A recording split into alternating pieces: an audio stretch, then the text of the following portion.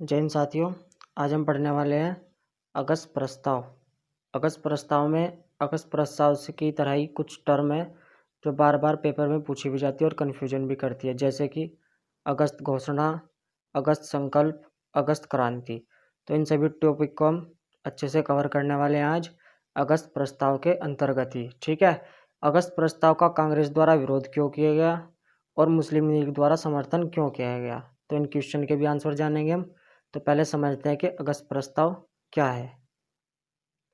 तो साथियों, अगस्त प्रस्ताव का कारण हमारा निम्न प्रकार है। पहला, 1938 में कांग्रेस की ओर से पंडित जवाहरलाल नेहरू यानी कि जो हमारे प्रथम प्रधानमंत्री थे, उनके द्वारा घोषणा की गई कि स्वतंत्र भारत के संविधान का निर्माण, जो भारत स्वतंत्र हो जाएगा, फ्री हो जाएगा, तो भारत के संविधान का निर्माण वयस्क मताधिकार के आधार पर चुनी गई संविधान सभा कॉन्स्टिट्यूशन असेंबली द्वारा किया जाएगा। संविधान सभा द्वारा क्या किया जाएगा? भारत के संविधान का निर्माण।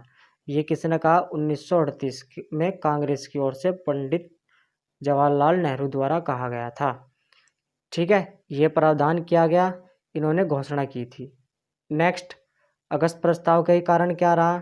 भारत को द्वितीय विश्व युद्ध में शामिल कर लिया जाना भी था। द्वितीय विश्व युद्ध 1939 से 1945 तक चला। ठीक है। अब मेन बात क्या रही इसमें कि जो 1938 में पंडित जवाहरलाल नेहरू की ओर से घोषणा की गई और भारत को बिना कांग्रेसी नेताओं को बताए द्वितीय विश्व युद्ध में शामिल कर लिया जाना, ये दोनों अगस्त प्रस्ताव लाने के मुख्य कारण बने, क्योंकि इस दौरान ही कांग्रेस ने विरोध करना शुरू कर दिया था और नेहरू की मांग को अंततः ब्रिटिश सरकार ने संवैधानिक रूप से स्वीकार कर लिया था। तो जब नेहरू की मांग स्वीकार हो गई और कांग्रेस का विरोध जारी था, तो उस दौरान ही 1940 में इसे अगस्त प्रस्ताव के नाम से जाना जाने लगा। यानी कि जाना जाता है किसको? जो नेहरू की रिपोर्ट थी, नेहरू ने अपनी मांग को स्वीकार करने के लिए घोषणा की थी, उन सबको ही अगस्त प्रस्ताव के रूप में जाना जाता है, जो 1940 में लाया गया था।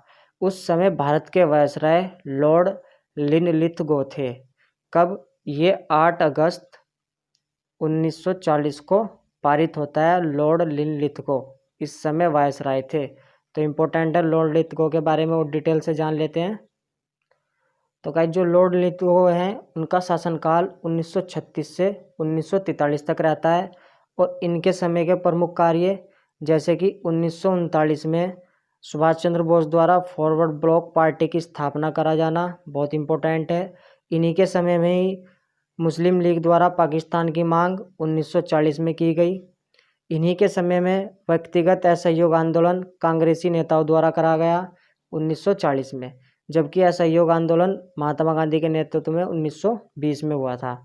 फिर 1942 में ही भारत छोड़ो आंदोलन किया गया। किसके शासनकाल में हुआ? लॉर्ड लिथगो, यानी कि भारत छोड़ो आंदोलन के समय भारत का वायसराय लॉर्ड लिथगो, व्यक्तिगत असहयोग आंदोलन के समय वायसराय लॉर्ड लिथगो, पाकिस्तान की मांग के समय तब भी वायसराय यही थे, और फॉरवर्ड ब्लॉक की स्थापना के समय कौन थे? Lord Lithgow. ठीक है। क्रिप्स मिशन 1942 में आया था, तब भी भारत के वायसराय कौन थे? Lord Lithgow. तो इनके बारे में ये फॉर्मल चीज़ें याद रहनी चाहिए आपको। ठीक है। तो गाइज, हम अब तक देख चुके कि भारत को शामिल तो कर लिया था द्वितीय विश्व युद्ध में, जो 1939 से 1945 तक चला, लेकिन जब शामिल कर लिया गया तो कुछ प्रावधान निकल के आए, यानी कि अगस्त प्रस्ताव में कुछ प्रावधान किए गए।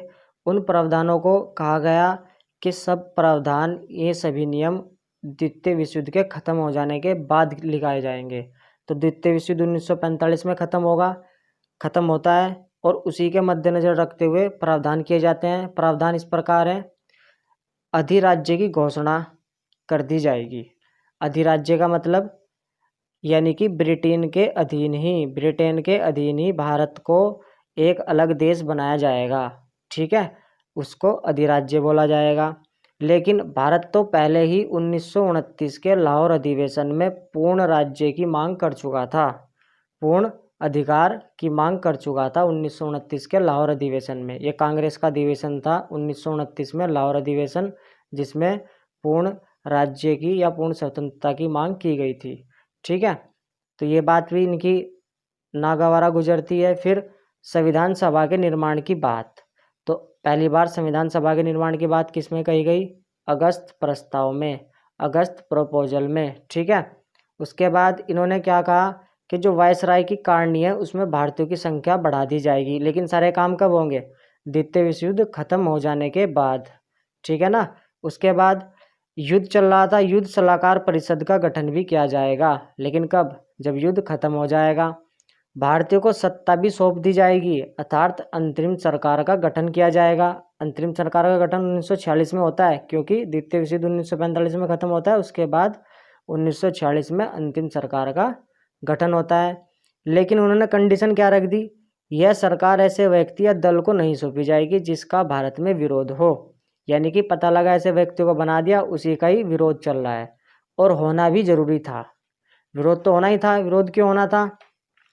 यदि कांग्रेस को दे दिया जाता काम तो मुस्लिम लीग विरोध करती, और मुस्लिम लीग को दिया जाता तो कांग्रेस विरोध करता, तो दोनों में फूट डली हुई थी, तो इसलिए।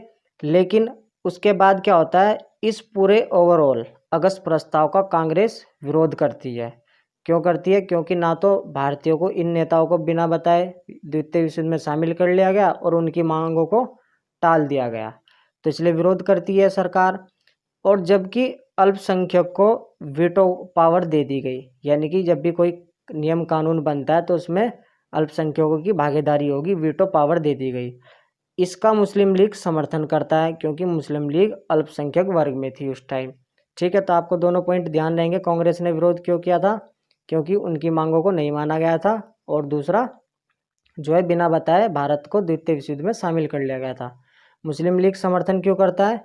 क्योंकि अल्पसंख्यकों को वीटो पावर दे दी गई थी। ठीक है गाइज, अब हम बात करते हैं अगस्त घोषणा की। अगस्त घोषणा क्या है? देखो, अगस्त घोषणा को ही मॉन्टेग्यू घोषणा कहा जाता है, क्योंकि मॉन्टेग्यू द्वारा, जो मॉन्टेग्यू चेम्सफोर्ड अधिनियम था 1919, भारत शासन अधिनियम 1919, उसे ही मॉन्टेग्यू चेम्सफोर्ड अधिनियम कहा जाता है। मॉन्टेग्यू द्वारा अगस्त में घोषणा की गई कि प्रशासन में भागीदारी बढ़ा दी जाएगी। तो भागीदारी बढ़ाने की घोषणा कब की गई थी? अगस्त 1919 में, इसलिए इसको अगस्त घोषणा कहा जाता है। मॉन्टेग्यू घोषणा भी बोलते हैं इसी को ही। अब ये अगस्त संकल्प महात्मा गांधी द्वारा दिया गया था। कब दिया गया? जब पुनः सविनय अवज्ञा आंदोलन की, सविनय अवज्ञा आंदोलन की घोषणा की गई थी 1 अगस्त 1933 को। 1 अगस्त 1933 को पुनः सविनय आंदोलन की घोषणा की गई महात्मा गांधी द्वारा।